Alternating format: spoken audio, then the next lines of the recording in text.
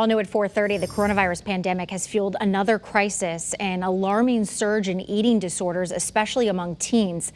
The National Eating Disorders Association says it has seen a more than 58% increase in calls and texts to its helpline since the pandemic started, and more than a third of those are from teenagers between 13 and 17 years old. Joining me now to talk more about this is Dr. Laura Saunders, a psychologist at Hartford Healthcare's Institute of Living. Dr. Saunders, as always, thank you so much for being with us.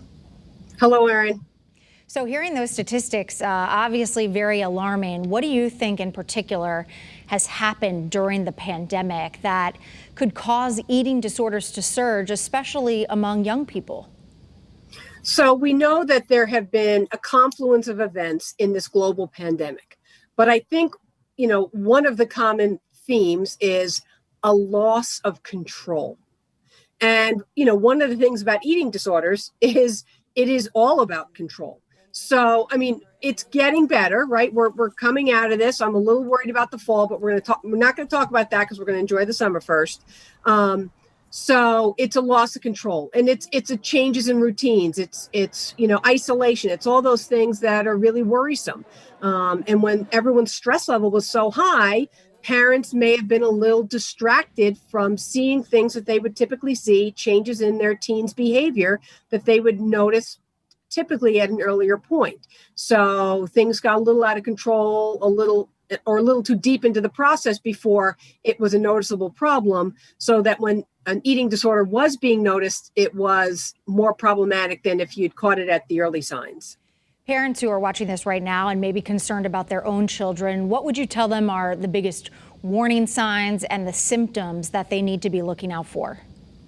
So that's a great question. So these are the things that we really want you to start looking out for. We're looking out for those teens that are all of a sudden now on a highly restrictive kind of meal plan or food plan or diet or whatever word you want to use, right? They're on a really strict vegetarian diet, or they will only eat 2 or 3 items now. So to use a really strict diet, you're seeing unusual behavior around food, things that just are different. They're more secretive. They only want to eat in the room. They don't ever want to eat in front of anyone else. You're seeing them overeat, like eating a tremendous amount of food in one sitting. You're noticing that they always seem to want to leave the kitchen, leave the table, and then head into the bathroom. That there's no gap in time from when they might eat to when they might access a bathroom. Just a lot of restrictions. So you're trying to notice these changes in behavior when they are what I call kind of disordered eating before they become a full-blown eating disorder. What do you say and do as a parent? Because I can imagine that there are probably some trigger words or things that you should avoid, and maybe there are places that you can turn to for your children. What's the best approach here? So I like to start with sort of what I call inquisitive or more open-ended questions. I do not suggest leading with, I think you have an eating disorder, right? That's not going to help anyone. But saying, like, I've noticed some changes in your eating, or you seem to be only eating, yogurt and apples, just kind of share what you're noticing. Start with that.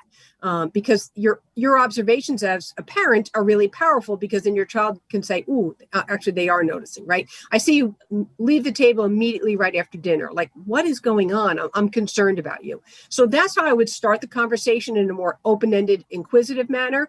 And then from there, the hope is that you can get into a deeper dialogue if you think there is a problem.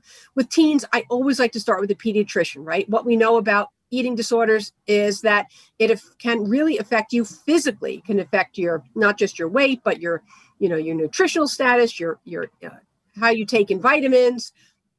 Weight has a lot of different effects on the body. So I would want people to check with their pediatricians first, but start with an open-ended conversation. If you hit a wall and you don't get anywhere, then I would start to get a little more pressing with the questions.